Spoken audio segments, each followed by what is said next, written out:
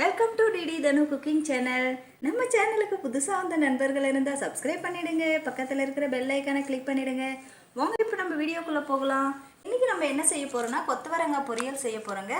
கொத்தவரங்காய் நான் வந்து 1/2 கிலோ கொத்தவரங்காய் எடுத்திருக்கேன். க்ளீன் பண்ணி வச்சுருக்கேன். பாருங்கள், பொடியாக கட் பண்ணி வச்சுருக்கேன். அதுக்கு தேவையான பொருட்கள் எல்லாம் 2 வெங்காயம் எடுத்து பொடியாக கட் பண்ணியிருக்கேன். கருவேப்பிலை தேவையான அளவு, கொத்தமல்லி, 2 பச்சை மிளகாய் நீட்டில் கட் பண்ணி வச்சுருக்கேன்.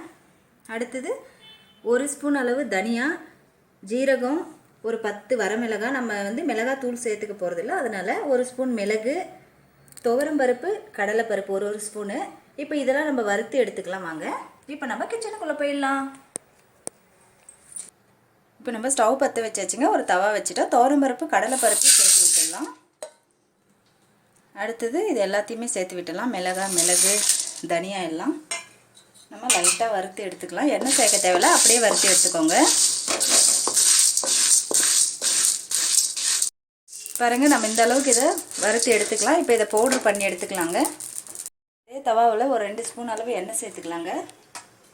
எண்ணெய் சேர்த்து விட்டாச்சு. எண்ணெய் நல்லா காயட்டும். எண்ணெய் காயலை. இப்போ வந்து நம்ம 1 ஸ்பூன் அளவு கடுகு, உளுத்தம் பருப்பு சேர்த்து விட்டுடலாங்க. எண்ணெய் நல்லா காஞ்சிடுச்சு.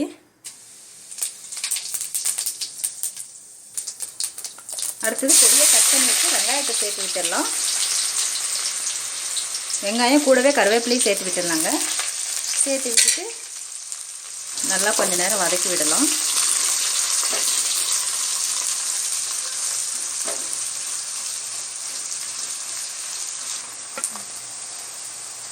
அதில் 2 பச்சை மிளகாயும் சேர்த்து விட்டுடலாம். இப்போ வெங்காயம் நம்மளுக்கு நல்லா வதங்கி வந்துடுச்சு. இந்த டைமில் நம்ம கொத்தவரங்காயும் சேர்த்து விட்டுடலாம். இப்போ நம்ம கொத்தவரங்காய் சேர்த்து விட்டுடலாங்க. ஒரு சிலர் வந்து அவிச்சு தண்ணி வடிகட்டிட்டு பித்தம்னு சொல்லிட்டு செய்வாங்க. ஆனால் நமக்கு வந்து அதில் அந்த சத்தெல்லாம் போயிடும். அதனால் நம்ம இப்படியே செய்கிறது தான் ரொம்ப நல்லது உடம்புக்கு. அதனால் அப்படியே செய்யலாம். நம்ம என்ன ஒரு 1/2 கிளாஸ் தண்ணி ஊற்றி கொஞ்சம் ஒரு 5 நிமிஷம் வேக வச்சோம்னா வெந்துடும். அது எல்லா காயை விட இது கொஞ்சம் எக்ஸ்ட்ரா வேகும். அதனால் அவிச்சிடுவாங்க ஒரு சிலர். அவிச்சு தண்ணி வடிகட்டிட்டு பண்ணுவாங்க. நம்ம வந்து இப்போ கொத்தவரங்காய் தேவையான அளவு உப்பு சேர்த்து விட்டுடலாங்க.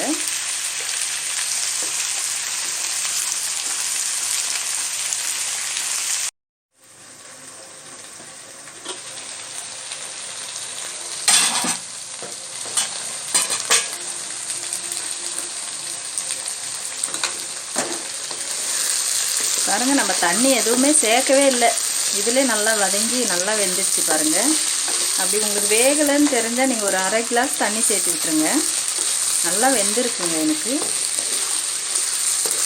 இப்போ வந்து நம்ம அரைச்சி வச்சுருக்கோம் இல்லைங்களா, அதை சேர்த்துடலாம்.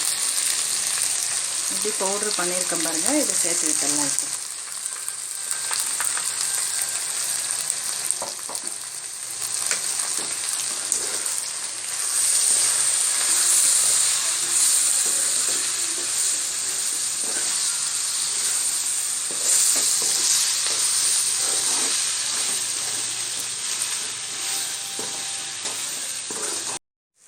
பாருங்கள், சூப்பராக ரெடி ஆகிடுச்சிங்க நமக்கு கொத்தவரங்காய் பொரியல். அவ்வளோதாங்க, ஈஸியானதுங்க. ரெடி ஆகிடுச்சு. இப்போ நம்ம டேஸ்ட்டு பார்த்துடலாம். வாங்க, கொத்தமல்லி இருந்தால் தூவி விட்டுருங்க. அவ்வளோதான், கொத்தமல்லி தூவி விட்டுட்டு ஆஃப் பண்ணிவிடுங்க. பாருங்கள், சூப்பராக ரெடி ஆகிடுச்சு கொத்தவரங்காய் பொரியலுங்க. சும்மா ஒரு 10-15 நிமிஷத்துலேயே நம்ம ரெடி பண்ணிடலாம். ஈஸியானதுங்க. நீங்களும் உங்கள் வீட்டில் இந்த மாதிரி ட்ரை பண்ணுங்கள். ஓகே, லைக் பண்ணுங்கள், கமெண்ட் பண்ணுங்கள், ஷேர் பண்ணுங்கள், சப்ஸ்கிரைப் பண்ணுங்கள், பக்கத்தில் இருக்கிற பெல் ஐக்கானை கிளிக் பண்ண மறந்துடாதீங்க. பாய்.